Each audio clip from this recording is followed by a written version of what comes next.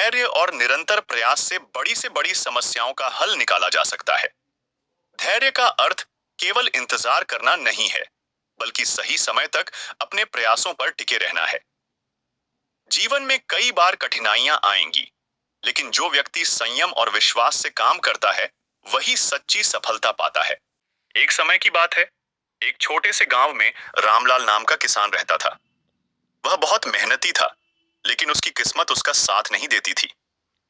हर साल वह अपनी जमीन पर फसल बोता, पर सूखा, बाढ़ या कीड़ों के कारण उसकी मेहनत बर्बाद हो जाती।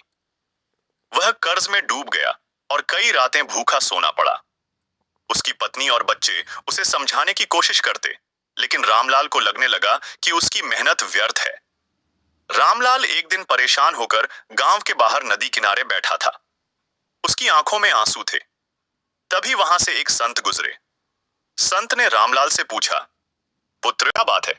इतनी हताशा क्यों? रामलाल ने रोते हुए कहा, महाराज, मैं किसान हूं। सालों से मेहनत कर रहा हूं, लेकिन हर बार मेरी फसल बर्बाद हो जाती है। अब मुझसे यह दुख सहा नहीं जाता। संत मुस्कुराए और बोले, पुत्र, मेहनत का फल समय पर मिलता है। धैर्य रखना सीखो। अगर तुम धैर्य रखोगे और निरंतर प्रयास करते रहोगे, तो एक दिन सफलता जरूर मिलेगी। संत ने अपनी झोली से एक आम का बीज निकाला और कहा, इसे लो और अपने खेत में लगाओ। इसे रोज पानी देना, इसकी देखभाल करना। लेकिन याद रखना, यह तुरंत फल नहीं देगा। इसे बड़ा होने में समय लगेगा। पर अगर तुम धैर्य से इसे पालोगे, तो यह तुम्हें बहुत लाभ देगा। रामलाल ने संत के कहने पर बीज को लिया और अपने खेत में लगाकर उसकी देखभाल करने लगा। रामलाल हर दिन उस बीज को पानी देता, मिट्टी को ठीक करता और ध्यान रखता। महीनों तक कोई अंकुर नहीं निकला। गांव वाले उसका मजाक उड़ाने लगे। रामलाल पागल हो गया है, एक बीज के पीछे अपना समय बर्बाद कर रहा है। इतनी मेहनत से कुछ नहीं होगा। रामलाल ने उनकी बातों पर ध्यान नहीं दिया। उसने संत की बात याद रखी और धैर्य बनाए रखा।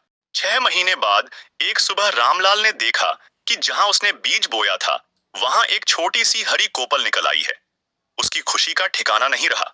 उसने सोचा, यह मेरी मेहनत का पहला परिणाम है।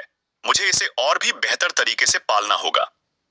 वह रोज उसकी देखभाल करता, उसे खाद डालता और ध्यान रखता। धीरे धीरे वह पौधा बड़ा होने लगा। कुछ सालों में वह पौधा एक विशाल आम का पेड़ बन गया। उसमें बड़े और मीठे आम लगे। रामलाल ने उन आमों को बाजार में बेचना शुरू किया। आम इतने स्वादिष्ट थे कि गांव और आसपास के लोग भी उनसे खरीदने आने लगे। रामलाल ने उन आमों के बीज से और भी पेड़ लगाए।